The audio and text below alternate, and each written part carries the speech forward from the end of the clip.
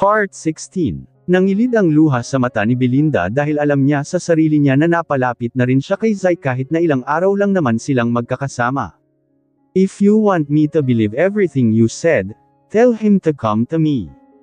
Pumunta siya sa akin at paaminin mo siya. Matapang na ani ni Belinda kay Zai. Natigilan ng kaunti si Zai. And after that, if everything you said is true, I'm not going to do something to ruin your relationship with him. If it's true that he really just came to me for that revenge. If it's true that you are his fiancé and I am just this. Napapikit si Belinda at dahan-daang binitawan ang kamay ni Zai. Ako ang aalis. Kapag napatunayan ko na totoo ang mga sinasabi mo, aalis ako because I'm not that kind of woman, Zai. Hindi ako pinalaki ng mga magulang ko, pero pinalaki ako ng lola ko na nagturo sa akin ng magandang asal. I'll live without even complaining if everything you said is true. Halos umawang ang labi ni Zai sa narinig. Until she just looked at Belinda who was already leaving the floor. Sa taxi ay tulala si Belinda. Leah looked at Belinda at hindi niya alam ang gagawin. Hindi alam ni Leah kung anong iniisip ni Belinda, pero isa lang ang alam ni Leah, it will be bad for her health. Pagpasok pa lang ni Belinda at Leah sa apartment nila ay tuluyan ng pamatak ng sunod-sunod ang luha ni Belinda. Napahagulgol ito at halos hindi na alam ang sasabihin. She was suddenly out of words. Nanghihinang umupo si Belinda sa sofa at tinakpan ang mukha habang patuloy ito sa paghagulgol. Walang salita ang lumalabas kay Belinda. Tanging hagulgol at pagluha lang ang namayani sa buong apartment. Pati nga si Leah ay naiiyak na rin habang nakatingin sa kaibigan. Wala pa itong gaanong alam, pero nasasaktan na ito habang nakikitang halos maduraj na si Belinda. Belinda, come on. Stop crying, please, makakasama kay baby. Leah said as she sat her down beside her, pero nagpatuloy lang sa paghagulgol si Belinda. I need to talk to Van. I want to hear it from him. Leah, paano kung totoo? Belinda's eyes were already full of tears, halos hindi na maimulat ang buong mata habang iniisip ang lahat ng sinabi ni Zai sa kanya. Pinanood ni Leah ang nanginginig na kamay ni Belinda habang dinadial ang number ni Van. Palakas ng palakas ang pag-iyak niya lalo na nang marinig na cannot be reached iyon. He said he loves me. Sabi pa nga niya, magpapakasal kami ulit, pero ano to? Bakit ganito? Bakit ang sakit-sakit? Leah hugged Belinda tightly as she tried to calm her. Tuluyan na ring tumulo ang luha ni Leah habang yakap ang kaibigan niya. Belinda doesn't deserve this pain. Nanginginig ang buong katawan niya at talaga namang nagpatarante kay Leah. Leah, anong gagawin ko? Sa sobrang panghihina ni Belinda ay halos hindi na niya masabi iyon ng maayos at tanging hagulgol na lang ang namayani. Si Van. I need him. I need to napapikit si Belinda sa pagkahilo. Belinda still wanted to say something, pero hindi niya na natuloy ng tuluyan siyang nawala ng malay. Belinda, tarantang-ani naman ni Leah at hinawakan si Belinda. Sa taranta at halos pag-aalala ay agad na nagpatawag si Leah ng doktor, pero kasabay ng pagdating ng doktor ay ang pagdating din ni Warren na nagtataka sa nangyayari. Because Leah didn't want Warren to know about Belinda's condition, kinausap niya ang doktor sa loob ng kwarto ni Belinda. Please, stress is really not good for her. Hindi gaanong makapit ang nasa sinapupunan niya. Just like I told you to the last time, mislan ang pagbubuntis niya. At gagrab pa ang mga mararamdaman niya sa mga susunod na araw, so please, bantayan mo ang kaibigan mo, the doctor said. Naihilamos na lang ni Leah ang palad sa mukha niya. Here, idagdag mo ito sa vitamins niya. Make her take that regularly. Salamat, Doc, Leah said and tried to smile at the doctor, pero hindi niya nagawa sa sobrang pag-aalala sa kaibigan. Kanina, sa opisina, noong kausap pa ni Belinda si Zai ay mukha itong malakas, but when they were already inside their apartment, halos kitang-kita na kung gaano kadurog si Belinda. Ang pinag-aalala lang ni Leah ay paano kung totoo nga iyon, totoo nga lahat ng sinabi ni Zai. What will happen to her friend? Inayos ni Leah ang kumot ni Belinda nang tuluyang umalis ang doktor. Leah heard the door open, pero hindi niya iyon tinignan. What happened? Warren asked. Sa labas tayo mag-usap. Leah just seriously said without even looking at Warren. Warren was about to say something again, pero hindi niya na tinuloy dahil sa nakikita nitong expression kay Leah pagkatapos ayusin ni Leah ang kumot ni Belinda ay agad na niyang tinungo ang pinto. Pinona siya ni Warren, sunod ay siya naman ang lumabas. May sakit ba si Belinda? Warren asked nang tuluyan silang nasa sala. Leah weakly Saturday on the sofa. Huminga siya ng malalim bago tinignan si Warren. I want your honest answer, Warren. Come on, Leah. Why are you too serious? What is it? Ano ba talagang nangyari? Punong-puno na ng pagtataka si Warren at lalapit sana kay Leah, pero hindi niya natuloy nang makita ang galit na tingin niya. I'm not joking or anything here, Warren. Seryoso ako, I want a honest answer. Mariing sambit ni Leah na ikinasinghab ni Warren. Fine. Ano ba iyon? Malumanay na natanong ni Warren. Binasa ni Leah ang labi at muling huminga. Nag-ipon ng lakas para itanong ng mga gustong itanong. Do you know Cyril Padua? Paunang tanong ni Leah. Sandaling natigilan si Warren, pero sa huli ay tumango ito. Tell me, is she your cousin's fiancé? Hindi nakasagot si Warren kaya napatayo na si Leah. Answer me, Warren. Fiancé ba ng pinsan mo si Cyril Padua? Tandang padamdam panipik. Bulyo na ni Leah dahil sa tingin pa lang ni Warren ay alam na ni Leah ang sagot. She is, paos na sambit ni Warren. Tuluyang umiyak si Leah para sa kaibigan. Hindi siya si Belinda, pero hindi niya maiwasang masaktan para rito. How about Sylvia Quinto? Sino siya sa buhay ng papa ni Van? Leah asked while already closing her eyes. Ilang sandaling hindi makapagsalita si Warren, pero ilang sandali ay huminga siya ng malalim. She is the second wife of Van's father. Dahil wala nang may paglagyan si Leah ng galit niya ay agad niyang kinuha ang una na nasa sofa at hinampas ng malakas kay Warren. She become aggressive, pero wala na siyang pakialam. Ang gagawin niyo. Anong ginawa ng kaibigan ko para gaguhin niyo? She's too kind to feel this pain. Mga gago kayo. Tuloy-tuloy ang naging hampas ni Leah kay Warren habang umiiyak na, but Leah didn't know what to do nang mahadjap niya sa pintuan si Belinda na punong-puno na naman ng luha at paniguradong narinig ang sagot ni Warren. Belinda mabuti na lang at mabilis ang pagtakbo ni Warren kay Belinda, kung hindi ay baka tumama na ito sa kung saan dahil sa muli siyang nawalan ng malay. Kinabukasan, maghapong hindi lumabas si Belinda sa kwarto niya, which made Leah really worried. Pabalik-balik ito sa paglalakad habang nag-aalala kay Belinda. Gising na nga ito sa pagkahimatay, pero patuloy naman ito sa pag-iyak kaya talagang sobra ang pag-aalala ni Leah na baka sa kakaiyak niya ay tuluyang mapano ang pinagbubuntis niya. Ilang beses niya itong kinatok, pero tanging iyak lang ni Belinda ang naririnig. Sa sobrang dami ng tumatakbo sa isip ni Belinda, wala itong ibang ginawa kundi ang umiyak ng umiyak. Belinda knew that she needed to calm down dahil makakasama ito sa nararamdaman niya at para sa sinapupunan niya, but she couldn't help it. Thinking that everything was true made her feel so weak. Pakiramdam niya, hindi niya makakaya kung totoo nga ang lahat ng mga iyon lalo na at buntis ito. Dahil sa pag-iisip ay tuluyan ang pumasok sa isip niya ang mga nakakatakot na pwedeng mangyar, reason why hindi na niya talaga magawang tumigil sa pag-iyak. Belinda, come out, please. Wala pang laman ang tiyan mo. You need to be strong. Leah said at nilakasan na ang pagkatok. Desperada na siyang palabisan si Belinda. Belinda just stayed in her bed at patuloy pa rin sa pag-iyak. Belinda, come out, please. Wala pang laman ang tiyan mo. You need to be strong. Leah said at nilakasan na ang pagkatok. Desperada na siyang palabisan si Belinda. Belinda just stayed in her bed at patuloy pa rin sa pag-iyak. Belinda, if you don't open this door, ipapakuha ko na ang spare key ng kwarto mo. Dahil wala pa ring narinig si Leah mula kay Belinda, agad na niyang tinutuo iyon. Leah called the Office of Security at hiningi ang spare key ng kwarto ni Belinda. Hindi gusto ni Leah na umabot pa siya sa puntong ipapakuha ang spare key at magpupumilit na pumasok, pero hindi talaga ito mapakali. After she opened the door and saw Belinda miserable on her bed, nakaupo si Belinda at nakapatong ang noo sa dalawang tuhod niya. Hindi nakikita ni Leah ang mukha ni Belinda, pero ang pagyugyug ng balikat nito ay nagpapakitang umiiyak siya. Nagpakawala ng buntong hininga si Leah. Belinda please, I want to be alone. Mahina at rinig na rinig ni Leah ang pag-iyak ni Belinda. Halos mamaos na rin ang boses nito. Leah Saturday on Belinda's bed. Hinaplos ni Leah ang likuran ni Belinda. You still didn't eat breakfast and lunch.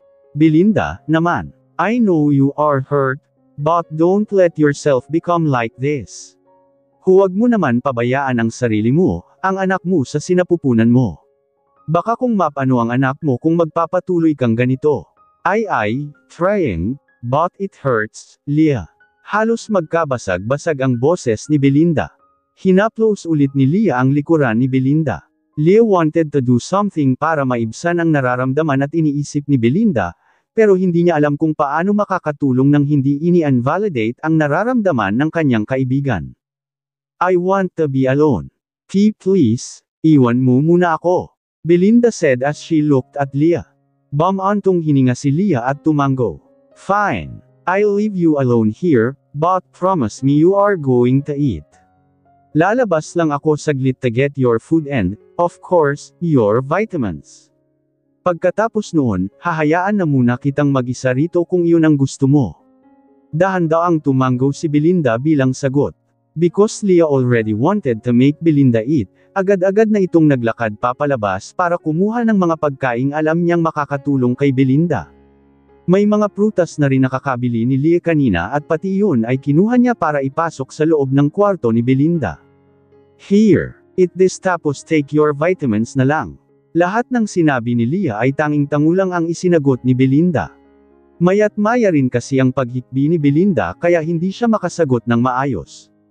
After Leah fixed everything, iniwan na niya si Belinda. Paglabas naman niya ay natigilan siya nang makita si Warren sa sala. I'm trying to get information about Van, Warren immediately said.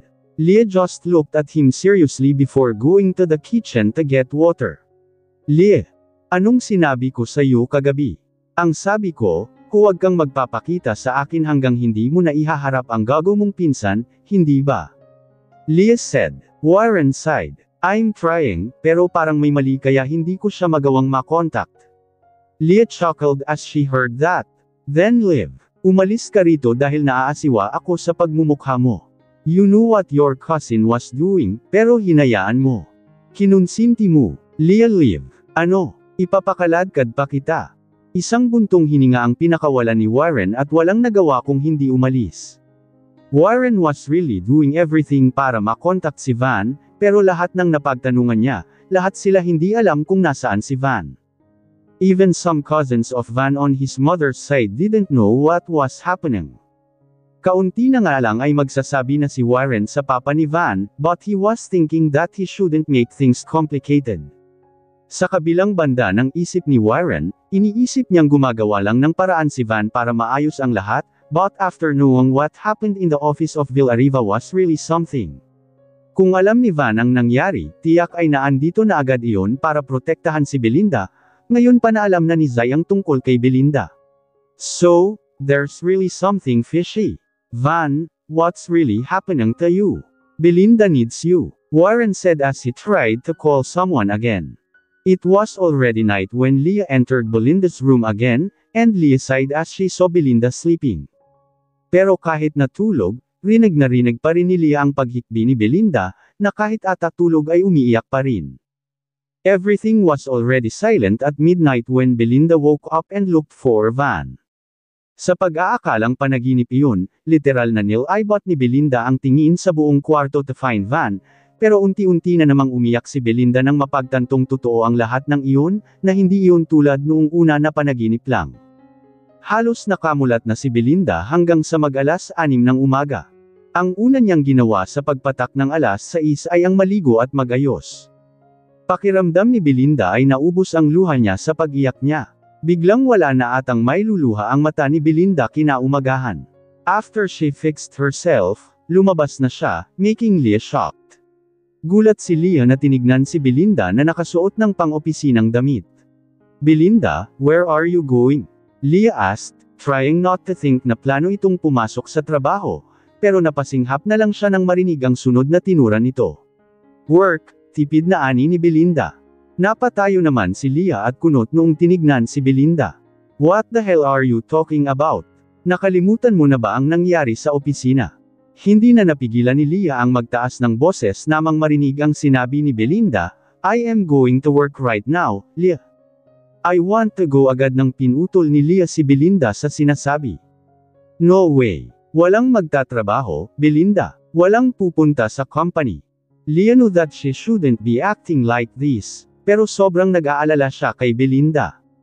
Alam ni Leah na may posibilidad na mapahamak si Belinda kapag pumunta siya roon.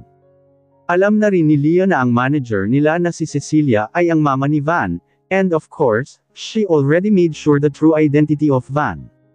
Tinanong na niya lahat kay Warren kaya alam niya na ang lahat, reason why Leah don't want to allow Belinda to go in church kamapi. Dahil sa nalaman niya na ang lahat, nagawa na rin niyang intindihin na ang rason kaya mainit ang dugo ni Cecilia kay Belinda. Leah, I said, no, Belinda. Mariing ani ni Leah. Pagkatapos niyang magkulong kahapon at halos buong araw na umiyak, biglang sasabihin kinabukasan na magtatrabaho siya. I need to work, Leah, Belinda seriously said, which made Leah close her eyes. Gamit ang daliri, sinukli nito ang buhok niya. Belinda, stop being stubborn. I know that you're hurting, but can you think straight? Kung pupunta ka roon, there's a possibility na magkikita kayo ulit ni Cyril Padua na iyon. And working there is already useless after knowing everything about that Van James Villarriva. Belinda just looked at Leah after she said all of that. I trust my husband, Belinda said. And Leah didn't know how to react. Are you hearing yourself? Leah asked when she had already processed those words. Seryoso na rin ang boses ni Leah at talaga namang ready na siyang pagsabihan si Belinda ng kung ano-ano para matauhan. But instead of answering those words, Belinda just said, gaya ng sabi ko kay Zai, hindi ako maniniwala sa kahit anong marinig ko. Hanggang hindi si Van ang magsasabi, hindi ako maniniwala. Alam ni Leah na mahal ni Belinda si Van, pero hindi niya akalain na ganito niya ito kamahal, na aabot pa ata sa puntong magbubulag-bulagan si Belinda dahil lang sa mahal na mahal niya ito. Kaya papasok ako sa trabaho at hindi ko ipapakitang apektado ako. Kilala ko si Van. He is not like that. Hindi siya yung tipo ng lalaki na gagawa ng ganoon kasama. Hindi siya mandadamay ng gaya ko na walang kinalaman sa nangyari. Leah sighed at napailing na ng tuluyan. I know you heard what Warren said that night. Narinig mo, hindi ba? Narinig mo kaya ka nga nahimite ulit, kaya ka nga nagkulong sa kwarto mo kahapon kasi narinig mo. It's already Van's cousin who said that, tapos ngayon, ano? Magbubulag-bulagan ka. Leah didn't want to say that. Ayaw niyang maging prangka, pero hindi mapigilan ni Leah sa nakikita niya sa kaibigan.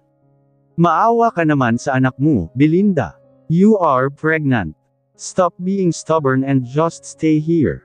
Ipapahamak mo ang anak mo, kung pupunta ka pa sa lungga ng mga demonyong yun. You are already hurt, so please, don't do something that will make you hurt more. Wala nang pakialam si Leah kung isipin ni Belinda na naghihinipot na siya. All Leah thinks is this is the best option, but after Leah said that, parang punyal na paulit-ulit tumusok ang mga katagang iyon sa dibdib ni Belinda. She's trying to be okay. She's trying to be unbothered, pero alam din naman niya sa sarili niya na niloloko niya lang ang sarili niya. Tuldok-tuldok. Unti-unting nangilid ang luha ni Belinda. Ang kaninang akala niya ay wala nang iluluha ay unti-unti na namang lumuha. You think ipapahamak ko ang anak ko? Belinda can't help but say that while trying to wipe her tears. Nanlambot ang ekspresyon ni Leah sa narinig. No, it's not like that. Ang gusto ko lang ay huwag kang gagawa ng ikapapahamak ninyo ng anak mo. You are pregnant, and I want you to prioritize that kahit nasa ganitong sitwasyon. Belinda closed her eyes. Ay Leon na nga, Leah. I'm pregnant. Ay, pregnant with his child, garalgal na ani ni Belinda at tuluyang naupo dahil sa nauubusan na naman siya ng lakas na kanina ay inipon niya. Iniisip ko ang pinagbubuntis ko so I am doing everything to trust Van even after all that I heard. Gusto ko pa ring magtiwala kay Van kasi buntis ako. Kasi humikbi si Belinda kaya natigilan ito sa pagsasalita, pero agad namang nagpatuloy. Kasi ano nang gagawin ko kung totoo? Paano na ang anak ko?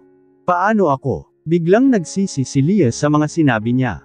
Nadala lang talaga siya sa pag-aalala kaya nasabi niya iyon. Halos tuloy-tuloy na naman ang pagluha ni Belinda. Ang buong mukha ay basa at kitang-kita na naman ang panghihina niya. Leah held Belinda's hand, and all she could do again was hug her friend. Gusto ko lang naman ay sa kanya manggaling ang totoo, so even I was already in the dark, I am still hoping. I am still trusting him kasi sabi niya magpapakasal pa kami ulit. Sa Paris, ang saya-saya namin, kaya umaasa akong hindi iyon totoo. Oo, tanga na ako kasi after hearing Warren say those words, umaasa pa rin ako, pero masisisi niyo ba ako? Hinawakan ni Belinda ang singsing na suot niya. Para sa magiging anak namin, aasa ako na hindi niya iyon magagawa, na totoo ang sinabi niya noon na mahal niya ako. I need him, Leah. Kailangan namin siya ng anak ko. I was in the room yesterday, and all of the scary things already came to my mind, thinking of the possibilities and all.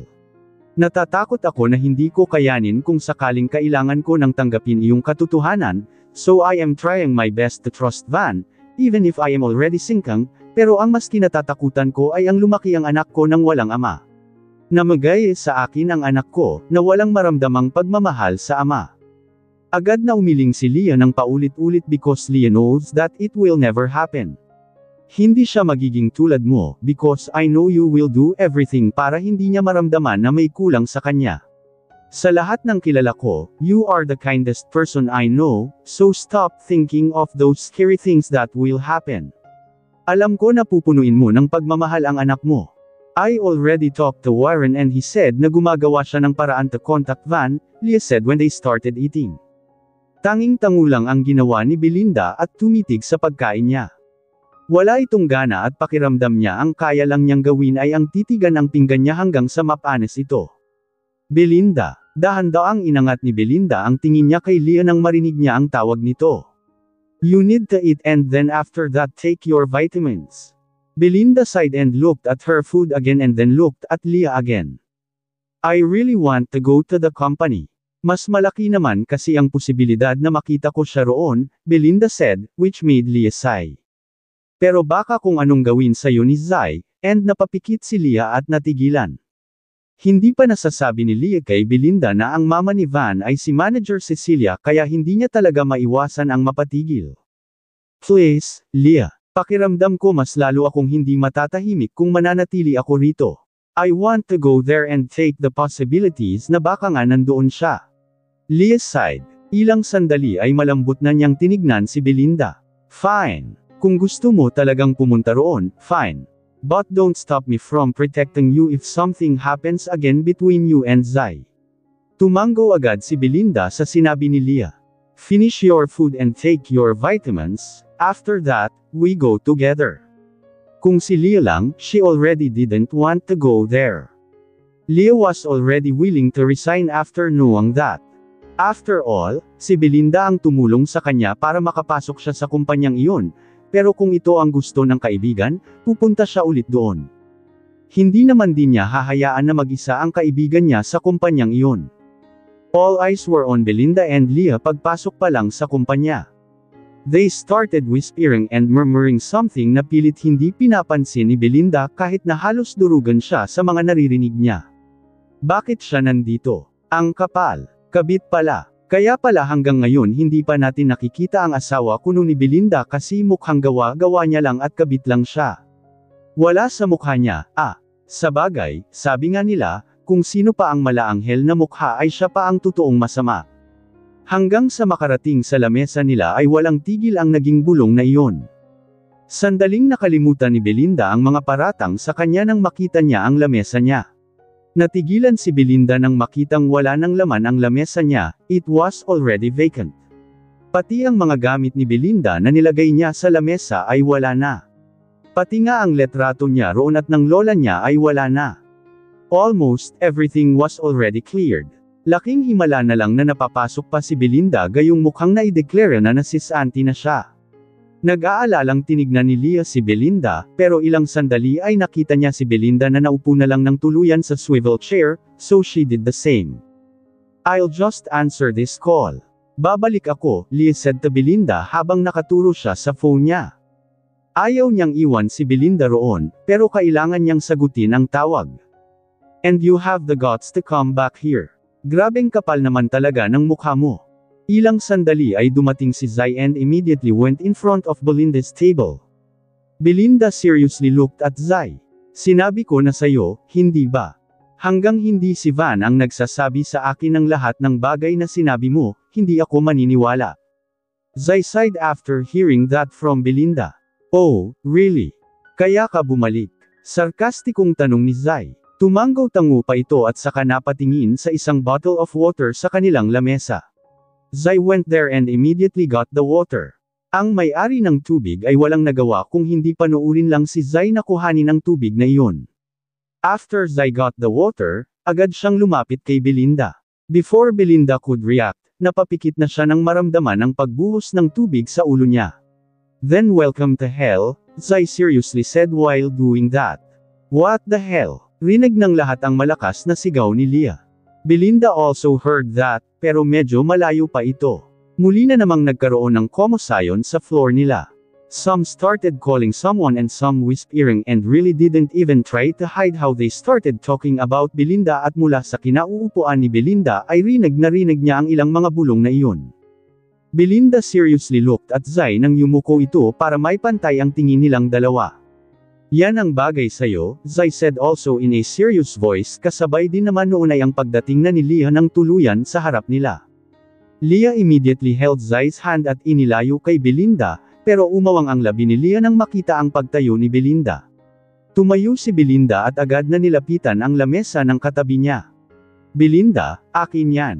Hindi pinansin ni Belinda iyon at agad lang nakinuha ang spaghetti. Belinda didn't think twice and approached Zai. Nang makita nga iyon ni Leah at napagtanto ang gagawin ni Belinda ay agad niyang hinawakan ng mahigpit si Zai. Leah couldn't help but sigh.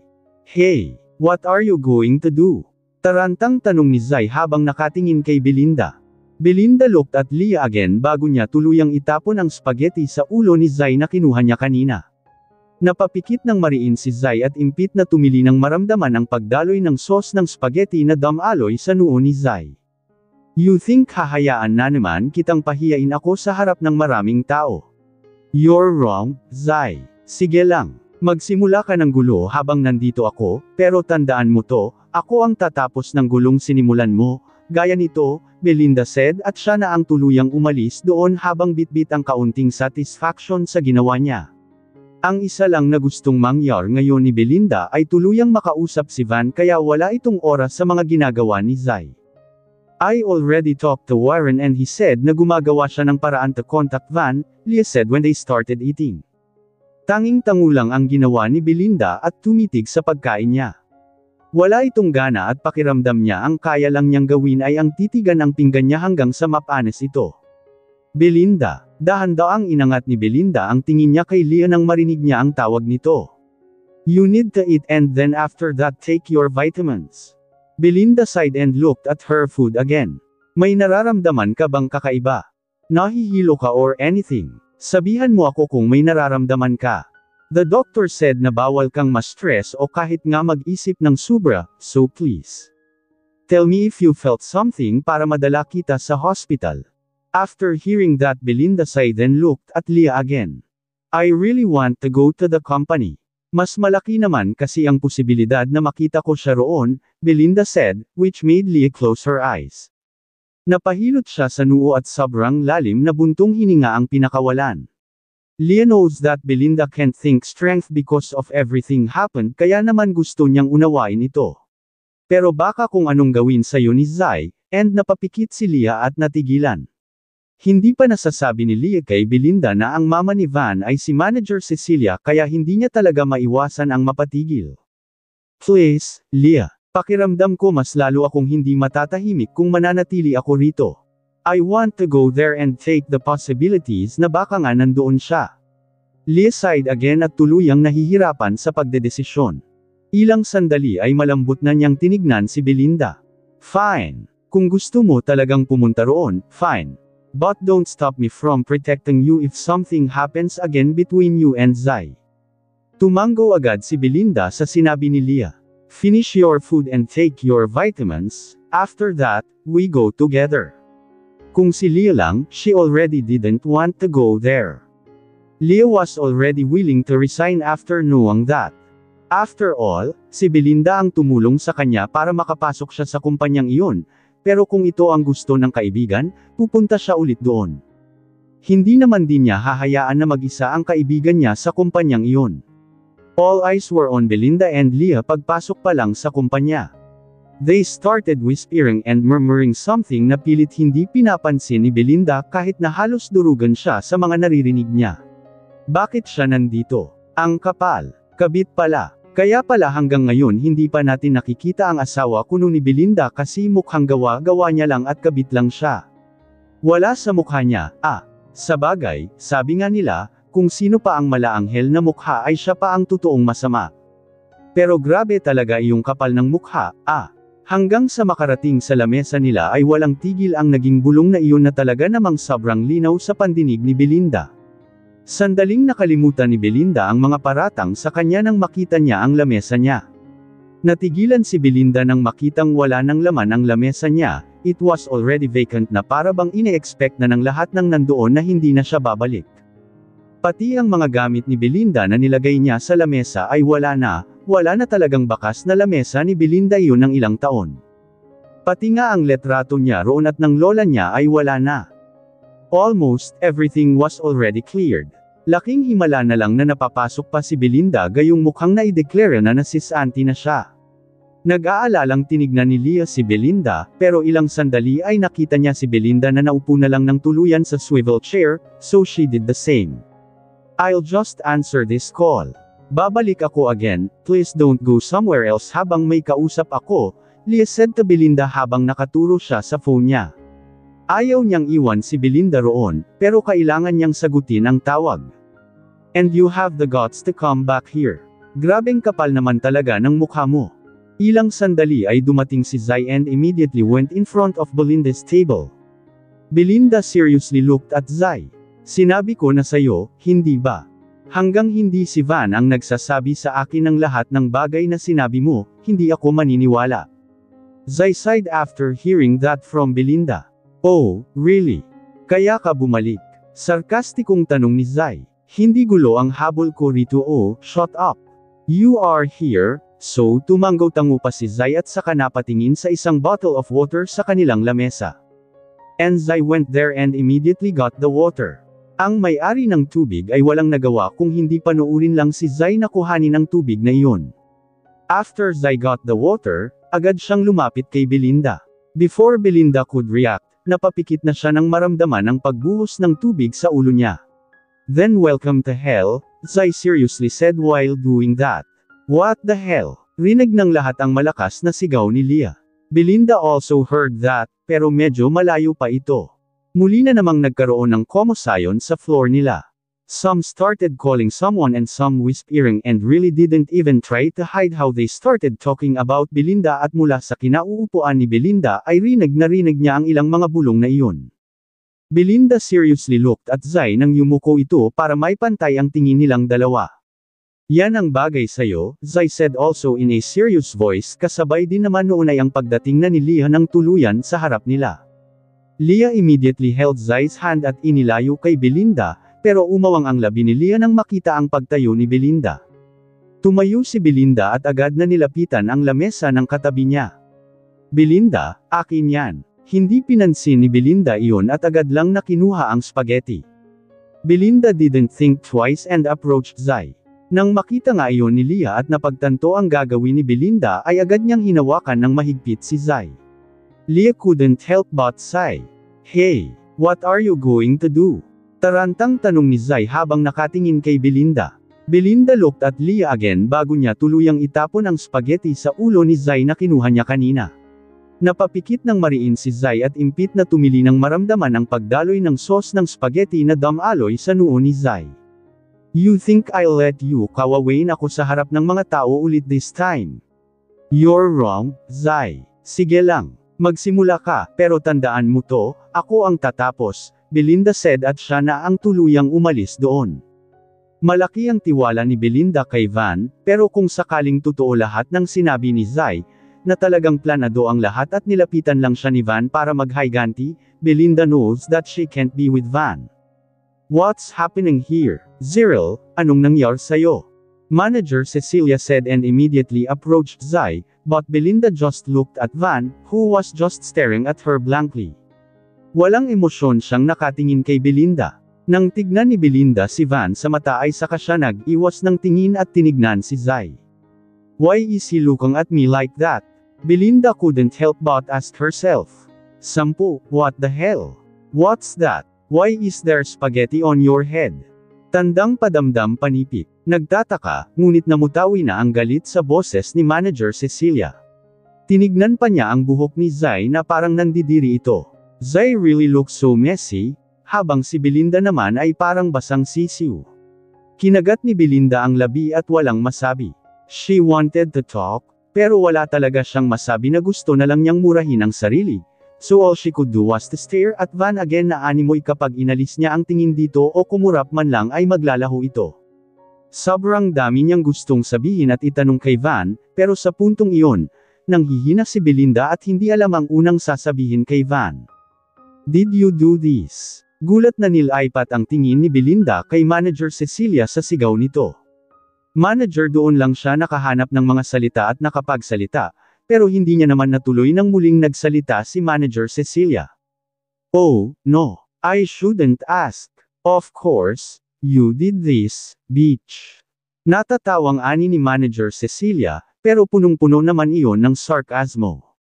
Hindi po, you did this. Mariin na sambit ni Manager Cecilia na parabang lahat ng sasabihin ni Belinda ay hindi niya papakinggan at iisipin niya lang na kasinungalingan.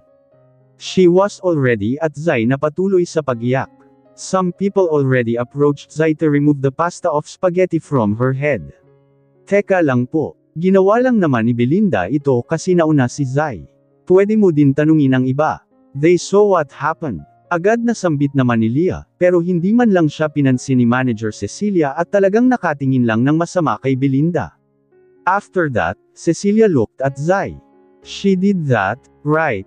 So Cecilia kay Zai. Zai bit her lips and looked at Belinda, sunod ay nag-iwas ito ng tingin at tumango.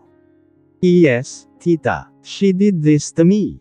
Hindi niya matanggap ang lahat ng sinabi ko sa kanya. She even slapped me. Halos umawang ang labi ni Belinda sa narinig nga rin ni Belinda ang pagsinghap ni Leah sa tabi niya. Totoong tinapunan ni Belinda ng spaghetti si Zai, pero ang sampilan ito. Binabaliktad lang niya. What? She did that. Mas lalong yumigting ang galit ni Cecilia nang tignan niya si Belinda. Yes, tita. Umiiyak pa ring sabi ni Zai. See, Van. Look how this woman is disrespecting Zai. Parang walang pinag-aralan. Tinignan ulit ni Cecilia si Belinda. And why are you even here? Hindi ka na dapat pumapasok dito. You have no right to enter this building. Where's the security? Bakit nakapasok ang babaeng to sa building? Ipakaladkad niyo ang impaktang malanding babaeng ito. Nagsinghapan ang lahat. Belinda wanted to say something and was already ready to defend herself dahil malaki ang parte niya ang gustong depensahan ang sarili niya, but she waited for Van to talk first.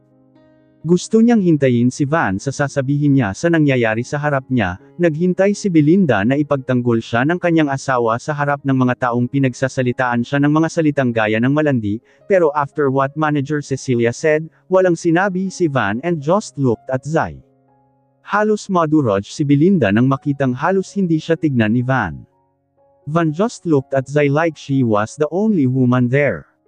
Sobrang bigat ng dibdib ni Belinda na gusto na lang niyang umiyak sa harap ng mga taong may mapanuring tingin. Sa kanya, gustong makialam ni Leah, pero hindi niya tinuloy. She suddenly wanted Belinda to deal with what was happening in front of her, baka sakaling matanggap niya na ang katotohanan. Ano? Inakit mo ang security guard para papasukin ka. What a disgusting woman you are. Well, hindi na ako magtataka kung ginawa mo nga iyon. You are just like your mother, after all. Tuluyang natanggal ang tingin ni Belinda kay Van sa narinig. She looked at Manager Cecilia, but her smirk was playing on her lips. Napapikit naman si Leah sa tabi ni Belinda, nagsisi ito na hindi niya sinabi ang tungkol kay Manager Cecilia. Wala po kayong karapatan na ipasok sa usapan ng ina ko. You don't have a right to iha. I have. Asawa ko lang naman ang inagaw ng traidor na ina mo kaya may karapatan akong isama sa usapan ang walang hiya mong ina.